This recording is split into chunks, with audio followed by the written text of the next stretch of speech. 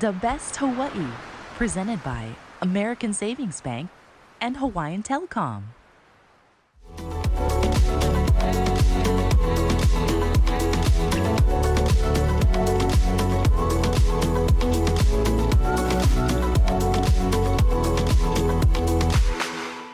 All right, well today I am joined by a local girl that has done some amazing things. She is the inventor of Cropsticks.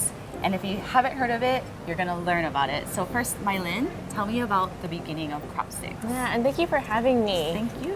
Happy to be here. So Cropsticks started as an idea on an airplane. I was on a flight to Singapore, and my chopsticks, they just kept rolling off of the tray table. And it was a really long flight, and I was pretty bored. So I thought, why, instead of going like this, for 4,000 years, why not go like that, horizontal? And then that's how the idea to the cropstick rest was born. So what is the Japanese name for the cropstick rest? So this is called a hashioki in Japanese. And then this is the hashi. So you have your hashioki and you have your hashi, which is like your knife and fork when you eat. And you also wanted it to have like a sustainable component too, right? Yeah, so at the time I was a full-time clinical professor at Loyola Marymount University, and I knew sustainability was important, but I definitely was not an expert in it. So I learned that there's 80 billion chopsticks that are used every single year, and of that, 20 million trees get cut down every year to make a product you basically throw away. So after learning those stats, I was like, okay, I need to make something that's sustainable, and that's when I learned that bamboo really is that sustainable source.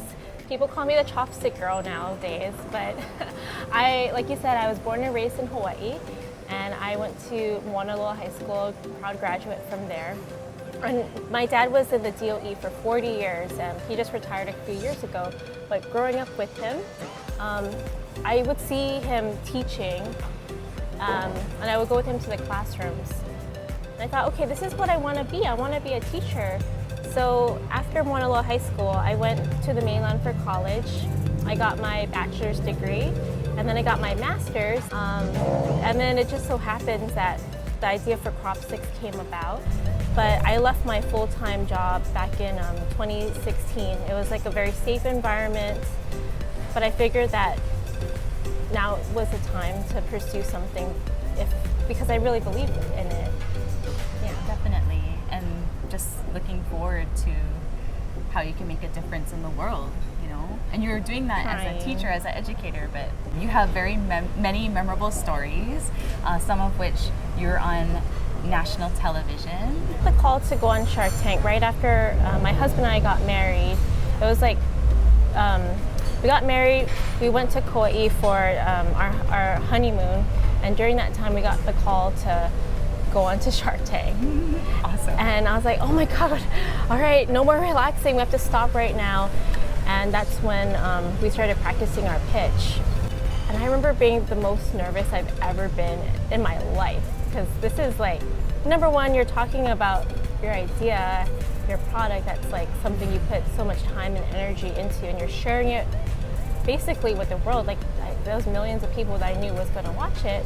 We didn't get a deal, and I did walk into that tank really wanting a deal because we needed the money to bring this idea to life. But that's okay, because you got many deals thereafter. And I think that's like what I like to, I'm still a teacher in a way. Mm-hmm. So whenever I see someone struggling or going through that failure, it's a process. And for me, I failed on national television, but it resulted in, a lot of hard work afterwards. And, thanks to a lot of friends like you that support Cropsticks, and we're in Goen right now, so Chef Roy Yamaguchi really believed in Cropsticks. And today we're in over 200 different restaurants.